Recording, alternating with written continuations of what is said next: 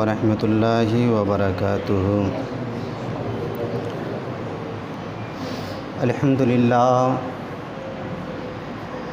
للہ رب العالمین والعاقبۃ للمتقین والصلاۃ والسلام علی رسولہ الکریم، اما بعد فاعوذ باللہ من الشیطان الرجیم، بسم اللہ الرحمن الرحیم۔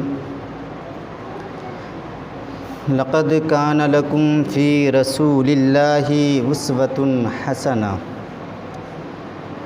صدق اللہ العلی العظیم۔ عرض و معروض سے پیشتر آئیے ہم اور آپ مل کر نبی آخر الزماں کی بارگاہ مقدسہ میں والہانہ انداز میں درود پاک پڑھے۔ اللہم صلی علی سیدنا شفیعنا حبیبنا مولانا محمد بارک وسلم، صلو علیہ صلاۃ و سلام علیک یا رسول اللہ صلی اللہ تعالی علیہ وسلم۔ حضرات محترم، آج میں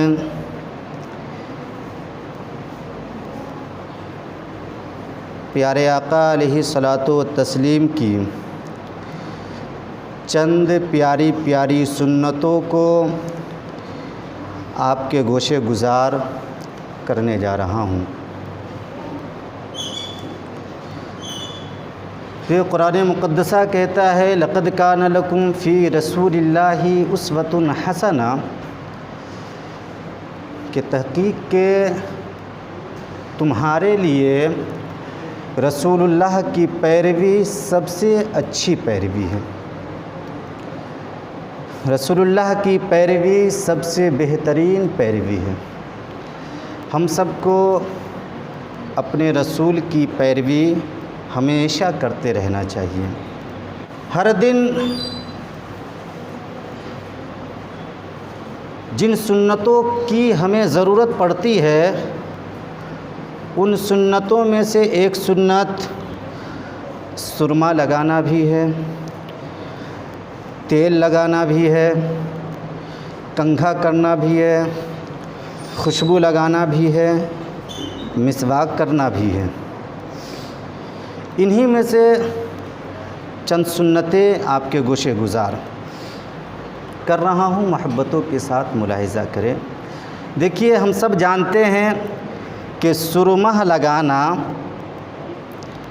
ہمارے اور آپ کے پیارے آقا علیہ الصلاۃ والتسلیم کی پیاری پیاری سنت ہے، ہم سب جانتے ہیں، اور اسی لیے ہم لگاتے بھی ہیں، تاکہ ہمیں سنت پر عمل کرنے کا بھی فائدہ مل جائے اور دنیاوی فائدہ بھی ہماری آنکھوں کو حاصل ہو جائے۔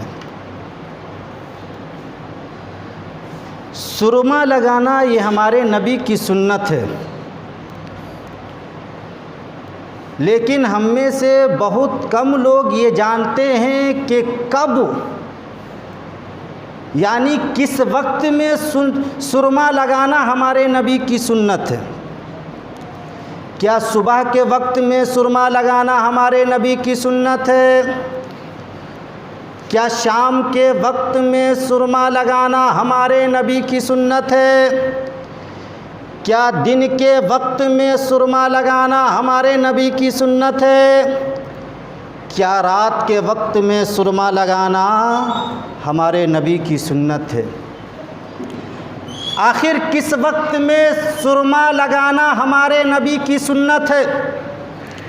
تو مسلمانوں، ذہن پر زور ڈالنے کی ضرورت نہیں ہے، کیونکہ حدیث مصطفیٰ ہمیں مسکرا کر یہ جواب دے رہی ہے کہ وہ دنیا کے باشعور مسلمانوں، سنو، رات کے وقت میں سونے سے پہلے سرما لگانا یہ ہمارے نبی کی سنت ہے۔ رات کے وقت میں سونے سے پہلے سرما لگانا ہمارے نبی کی سنت ہے۔ اب کون سا سرما ہم لگائیں؟ ہمارے نبی کون سا سرما لگاتے تھے اور اپنے صحابہ سے کس سرما کو لگانے کا حکم دیا کرتے تھے؟ سنیں، حضرت عبداللہ ابن عباس رضی اللہ تعالی عنہما فرماتے ہیں کہ پیغمبر اعظم سرمائے عصمت کو استعمال فرمایا کرتے تھے، سرمائے عصمت کو استعمال فرمایا کرتے تھے، اور اپنے صحابہ سے بھی فرمایا کرتے تھے کہ تم لوگ بھی عصمت کا سرما استعمال کیا کرو، کیونکہ یہ سرما آنکھوں کی روشنی کو بڑھاتا ہے اور پلکوں کے بالوں کو بھی اگاتا ہے، پلکوں کے بالوں کو بھی اگاتا ہے سرمہ عصمت۔ اب یہ سرما نہ ملے تو کوئی بھی سرما آپ لگا سکتے ہیں، سنت مصطفیٰ پر عمل ہو جائے گا، سنت مصطفیٰ پر عمل ہو جائے گا۔ اب اگر کوئی کہے کہ کیا ہم دن کے وقت میں نہیں لگا سکتے ہیں سرما؟ صبح کے وقت میں، شام کے وقت میں، دن کے وقت میں کیا ہم سرما نہیں لگا سکتے؟ حضرات، آپ جب چاہے لگا سکتے ہیں، ممانعت نہیں ہے، روک نہیں ہے، لیکن جب آپ دن کے وقت میں لگائیں گے، صبح و شام کے وقت میں لگائیں گے تو صرف ایک فائدہ ملے گا، جب آپ رات میں سونے سے پہلے لگائیں گے تو آپ کو 2 فائدہ ملے گا، 2 فائدہ ملے گا۔ ایک تو یہ کہ سنت پر عمل کرنے کا بھی آپ کو فائدہ مل جائے گا، اور دوسرا یہ کہ آپ کی آنکھوں کو دنیاوی فائدے بھی حاصل ہو جائیں گے۔ رات میں سونے سے پہلے سرما لگانے میں ایک یہ بھی مصلحت ہے کہ اس طریقے سے زیادہ دیر تک سرما ہماری آنکھوں میں رہتا ہے تو ہماری آنکھوں کو اس سے زیادہ فائدہ پہنچتا ہے، ہماری آنکھوں کو اس سے زیادہ فائدہ پہنچتا ہے۔ اب کیسے لگائے یہ بھی جاننا بہت ضروری ہے کہ کتنی سلائی دائیں آنکھ میں اور کتنی سلائی بائیں آنکھ میں سرما کی لگائے، یہ جاننا بہت ضروری ہے۔ تو سنیے، اس کے متعلق جو ہے 3 اقوال ہیں۔ بعض روایتیں کہتی ہے کہ پیغمبر اعظم اپنی دونوں آنکھوں میں 3 سلائی لگایا کرتے تھے، سرما کی 3 سلائی لگایا کرتے تھے، یعنی 3 مرتبہ دونوں آنکھوں میں۔ بعض روایتیں کہتی ہے کہ پیغمبر اعظم اپنی دائیں آنکھ میں 3 سلائی اور بائیں طرف کی آنکھ میں 2 سلائی لگایا کرتے تھے، اور بعض روایت کہتی ہے کہ پیغمبر اعظم دونوں آنکھوں میں 2 سلائی لگایا کرتے تھے اور پھر 1 سلائی دونوں آنکھ میں پھیر لیا کرتے تھے، 1 سلائی دونوں آنکھ میں پھیر لیا کرتے تھے۔ اس لیے مسلمانوں، ان تینوں طریقوں پر عمل کرتے ہوئے سرما آپ لگایا کرو تاکہ سنت پر عمل کرنے کا بھی ثواب آپ کو حاصل ہو جائے اور آپ کی آنکھوں کو دنیاوی فائدے بھی حاصل ہو جائے، آپ کی آنکھوں کو دنیاوی فائدے بھی حاصل ہو جائے۔ اس لیے سرما آپ اکثر و بیشتر لگایا کرے، ممکن ہو تو روزانہ سونے سے پہلے آپ لگایا کرے اور حضور کی اس سنت پر عمل کیا کریں۔ دیکھیے خوشبو لگانا بھی ہمارے نبی کی سنت ہے، اور پیغمبر اعظم خوشبو سے بے انتہا محبت فرمایا کرتے تھے، خوشبو آپ استعمال بھی فرمایا کرتے تھے۔ آقا فرماتے ہیں، کونین کے داتا فرماتے ہیں، غریبوں کے ماوا و ملجا فرماتے ہیں کہ سنو، خوشبو کے تحفے کو کبھی رد مت کرو، خوشبو کے تحفے کو کبھی رد مت کرو، کیونکہ یہ ہلکی بوجھ والی اور پاکیزہ مہکنے والی چیز ہے، ہلکی بوجھ والی اور پاکیزہ مہکنے والی چیز ہے، اس لیے خوشبو آپ استعمال کیا کریں۔ سر کے بالوں میں اور داڑھی میں بھی خوشبو لگانا ہمارے نبی کی سنت ہے، لیکن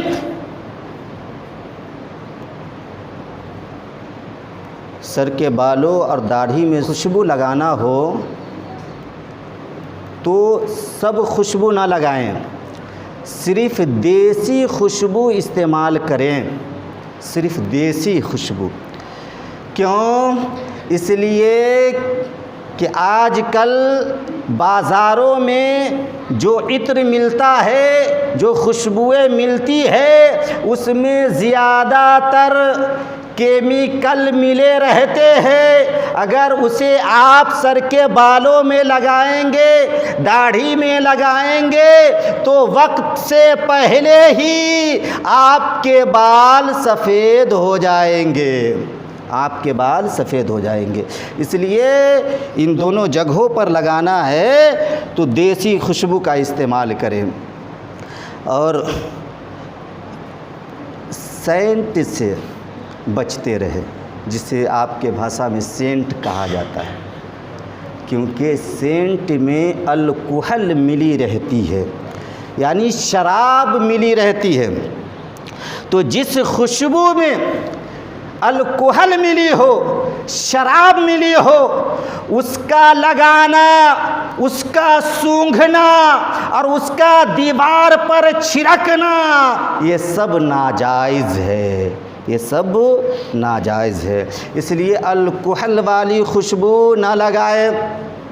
اب آپ میں سے کسی کا یہ سوال ہو سکتا ہے کہ آج کل بازاروں میں تو ایک سے بڑھ کر ایک خوشبوئیں مل رہی ہے، ایک سے بڑھ کر ایک عطر مل رہا ہے، ہم کیسے پہچانیں کہ کس میں شراب ملی ہوئی ہے اور کس میں نہیں ملی ہوئی ہے؟ تو سنو مسلمانوں، اس کے پہچاننے کا یہ طریقہ ہے کہ آپ اس خوشبو کو اپنی ہتھیلی پر رکھو، اگر رکھتے ہی وہ خوشبو اڑنے لگے، وہ خوشبو اڑنے لگے اور ہتھیلی کو ٹھنڈک پہنچانے لگے، تو سمجھ جاؤ اس میں الکحل ملی ہوئی ہے، اس میں شراب ملی ہوئی ہے، اس کا لگانا ناجائز ہے۔ اور جو خوشبو جمی رہے، سمجھ جاؤ کہ اس میں شراب نہیں ملی ہوئی ہے، اس کا لگانا جائز ہے۔